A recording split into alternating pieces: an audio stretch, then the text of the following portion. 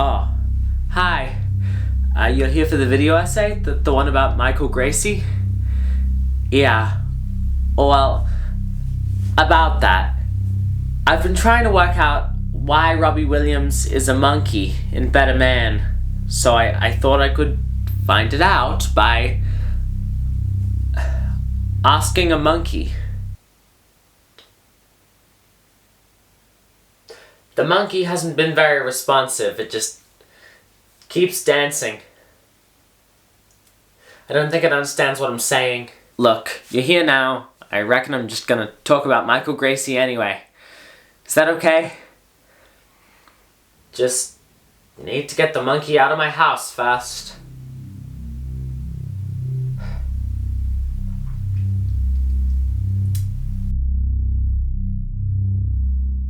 Michael Gracey is a visionary Australian director that I'm really passionate about. He started out as a VFX artist and has brought all of that experience to now being, to me, one of the most interesting and talented directors we have at the moment. And this is coming from someone that's still a bit mixed on The Greatest Showman, mainly due to its script, I guess, which wasn't written by Gracey, to be clear.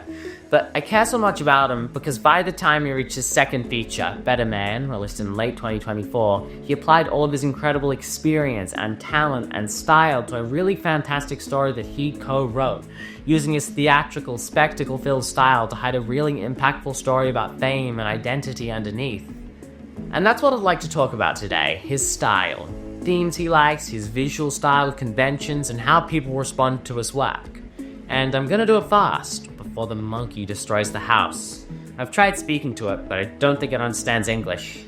Maybe it's a French monkey. He only has 2 features so far, but I think it's really easy to see what he cares about and likes to cover.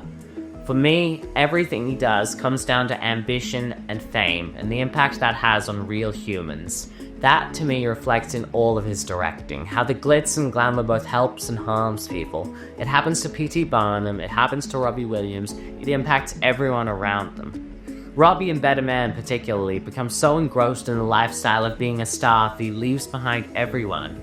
His nan, his biggest supporter, dies, and he finds out long after the fact. Real life has passed him by. Fame impacts their identities a lot, and speaking of which, identity is another really big theme for him, I think. I mean, as I've recently learned, there are many explanations for the monkey, but the biggest one is how real-world Robbie sees himself, less evolved than people around him, different, alienated, which is turned really literal in the movie through the use of Weta's amazing CGI and John O'Davies' tour de force of a performance. He is so good in this movie. I mean, yeah, these themes might seem a bit dark for the musicals that Gracey makes, but he just works these heavy themes in so well through his gorgeous use of spectacle. On a much lighter note, I think the reason he can make these themes into a crowd-pleaser, blockbuster, cinematic event, if you will, is through his portrayal of imagination and genuinely well-intentioned passion for art from his characters. P.T. Barnum and Robbie, despite their flaws, want to capture magic and share their love of the stage. I didn't see Gracey ever leaving that behind. His visual style was also a really big part of how he communicates that, using the surreal and theatrical to communicate the genuine side to these characters. He likes visual effects, sure, ultimately that's his background, but he shoots these films purely for character at the end of the day, especially in Better Man, where he went for shots that would be really complicated for VFX teams to pull off because of glare or reflections or something, just because that's how he wanted to convey the emotion and tell the story. His use of visual effects is so smart where they just add to the emotion. Robbie's a CGI monkey to convey his feelings more than anything else. During Angels, the crowd's in slow motion whilst Robbie is in regular speed. I mean, obviously not real, but it's a touch that tells the audience everything about how he feels, how his grief is causing him to lose his love of the crowd. I mean, just to really quickly break down one of my favorite shots in the movie, from She's the One, it's another amazing example of visual metaphor used perfectly.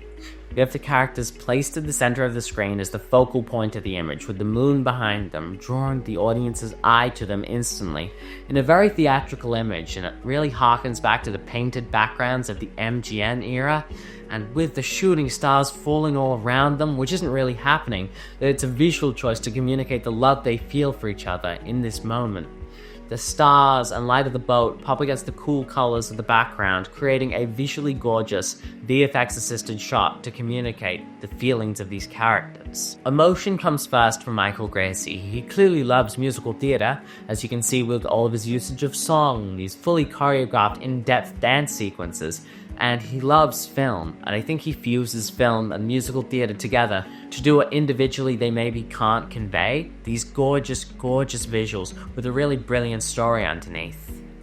That rock DJ sequence in Better Man is what movie musicals are made for. Every sequence in this movie is what movie musicals are made for. I mean, he's so talented and he uses every media code and convention so masterfully.